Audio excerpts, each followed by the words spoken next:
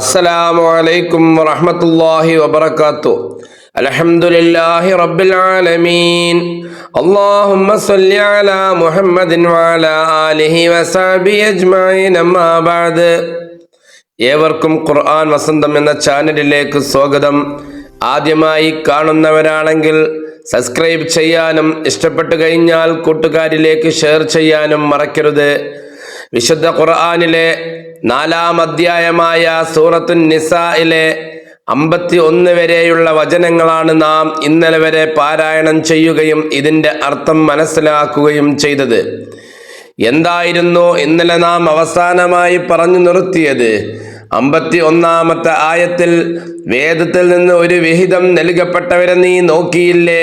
അവർ ജിപ്തിലും, അതായത് ക്ഷുദ്രവിദ്യകൾ, വിഗ്രഹങ്ങൾ, ത്വാഗൂത്തിലും, അതായത് ദുർമൂർത്തികൾ, ഇങ്ങനെയുള്ളതിൽ വിശ്വസിക്കുന്നവരായി. സത്യനിഷേധികളെപ്പറ്റി അവർ പറയുന്നു, ഇക്കൂട്ടരാണ് വിശ്വാസികളെക്കാൾ നേർമാർഗം പ്രാപിച്ചവരെന്ന്.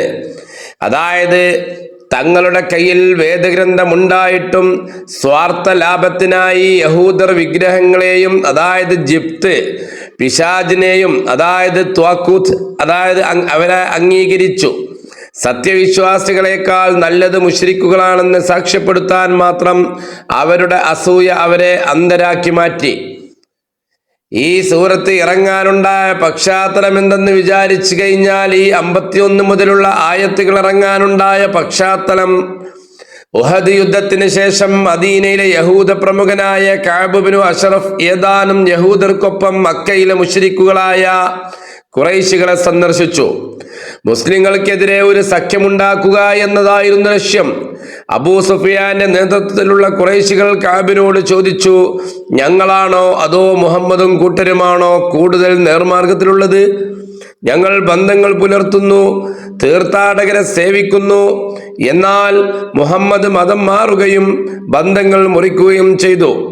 സത്യവേദക്കാരായ യഹൂദർക്ക് ഏകദൈവ വിശ്വാസവും വിഗ്രഹാരാധനയും തമ്മിലുള്ള വ്യത്യാസം കൃത്യമായി അറിയാമായിരുന്നു.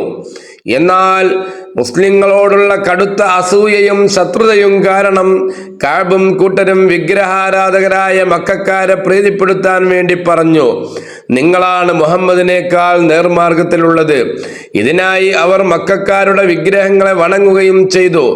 ഈ വഞ്ചനയെയും അധംപതനത്തെയുമാണ് അല്ലാഹു തആല ഈ ആയത്തുകളിലൂടെ തുറന്നു കാട്ടുന്നത്. അടുത്തതായി നമുക്ക് 52-ാമത്തെ ആയത്താണ് ഇനി മനസ്സിലാക്കാനുള്ളത്. എന്താണ് 52-ാമത്തെ ആയത്തിലൂടെ അല്ലാഹു തആല വ്യക്തമാക്കുന്നത്? നമുക്കൊന്ന് കേട്ടു നോക്കാം. أولئك الذين لعنهم الله ومن يلعن الله فلن تجد له نصيرا. എന്താണ് 52-ാമത്തെ ആയത്തിലൂടെ അല്ലാഹു തആല നമുക്ക് വ്യക്തമാക്കി തരുന്നത്? എന്നാൽ അവരെയാണ് അല്ലാഹു ശപിച്ചിരിക്കുന്നത്. ഏതൊരുവനെ അല്ലാഹു ശപിച്ചിരിക്കുന്നുവോ അവന് ഒരു സഹായിയെയും നീ കണ്ടെത്തുകയില്ല. അതായത് സത്യം മറച്ചുവെച്ച് വിഗ്രഹാരാധനയ്ക്ക് കൂട്ടുകൂട്ടിയതിലൂടെ അവർ അള്ളാഹുവിന്റെ കാരുണ്യത്തിൽ നിന്ന് പുറത്തായി. അതായത് അള്ളാഹു ശപിച്ചവരെ സഹായിക്കാൻ ഇരു കരങ്ങളിലും ആർക്കും കഴിയില്ല എന്നാണ് ഈ ആയത്തിന്റെ തഫ്സീർ വ്യക്തമാക്കുന്നത്. അടുത്തതായി നമുക്ക് 53-ാമത്തെ ആയത്താണ് മനസ്സിലാക്കാനുള്ളത്. എന്താണ് 53-ാമത്തെ ആയത്ത് എന്ന് നമുക്കൊന്ന് കേട്ടു നോക്കാം. أم لهم نصيب من الملك فإذا لا يؤتون الناس نقيرا. എന്താണ് 53-ാമത്തെ ആയത്ത് വ്യക്തമാക്കുന്നത്? അതല്ല, ആധിപത്യത്തിൽ, അധികാരത്തിൽ വല്ല വിഹിതവും അവർക്കുണ്ടോ? എങ്കിൽ ഒരു അണുവോളവും, അതായത് ഒരു ഈത്തപ്പഴക്കുരുവിന്റെ കുഴിയിലെ ഒരു ചെറിയ നാര് പോലും അവർ മനുഷ്യർക്ക് നൽകുമായിരുന്നില്ല എന്നാണ് വ്യക്തമാക്കുന്നത്. പ്രവാചകത്വവും ലോക നേതൃത്വവും തങ്ങൾക്ക് കിട്ടാത്തതിലാണ് യഹൂദർക്ക് വലിപ്പം, അതായത് നടിപ്പ്. എന്നാൽ ഈ പ്രപഞ്ചത്തിന്റെ അധികാരത്തിൽ അവർക്ക് എന്തെങ്കിലും പങ്കുണ്ടോ? ഇല്ല.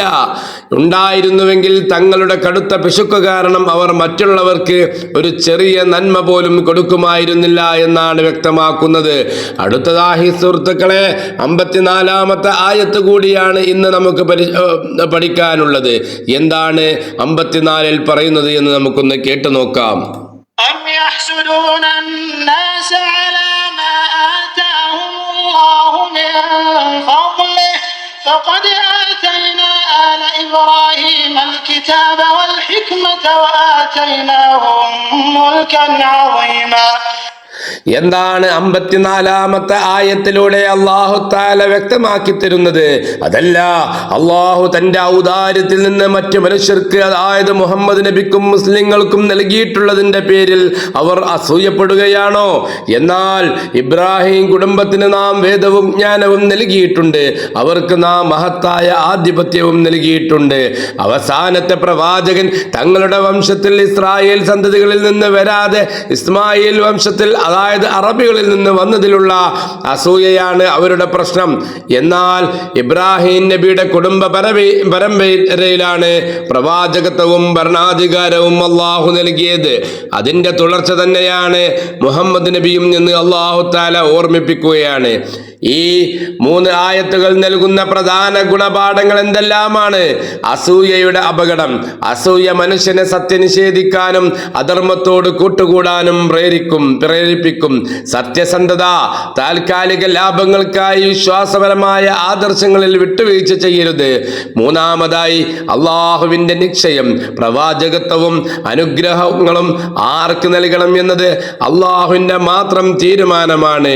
ഇത്രയും കാര്യങ്ങളാണ് സുഹൃത്തുക്കളെ ഇന്ന് നാം മനസ്സിലാക്കിയത്.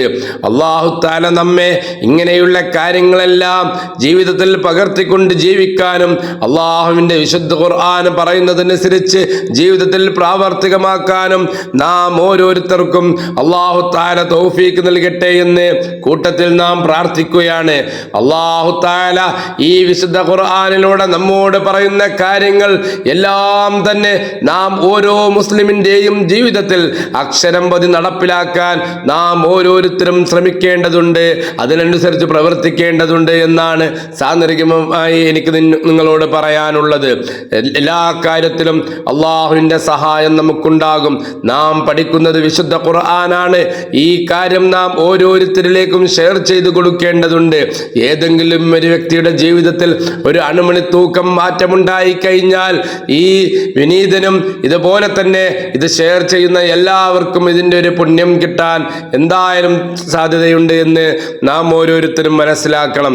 അല്ലാഹു തആല സത്യം മനസ്സിലാക്കാനും ഇതനുസരിച്ച് പ്രവർത്തിക്കാനും നമ്മുടെ ജീവിതത്തിൽ ഉടനീളം അല്ലാഹു തആല തൗഫീഖ് നൽകട്ടെ എന്ന് വീണ്ടും വീണ്ടും പ്രാർത്ഥിക്കുകയാണ്. എൻ്റെ കൂട്ടുകാർക്ക് ഈ ചാനൽ ഇഷ്ടമായി കഴിഞ്ഞാൽ, അള്ളാഹുവിൻ്റെ വിശുദ്ധ ഖുർആനാണ്, ഈ ഖുർആന്റെ വചനങ്ങൾ ഇഷ്ടമായി കഴിഞ്ഞാൽ മറ്റുള്ളവരിലേക്ക് ഷെയർ ചെയ്യണേ എന്ന് പറഞ്ഞുകൊണ്ട് വാഖിറു ദഅവാനാ അനിൽ ഹംദുലില്ലാഹി റബ്ബിൽ ആലമീൻ. അസ്സലാമു അലൈക്കും വറഹ്മത്തുള്ളാഹി വബറകാതുഹു.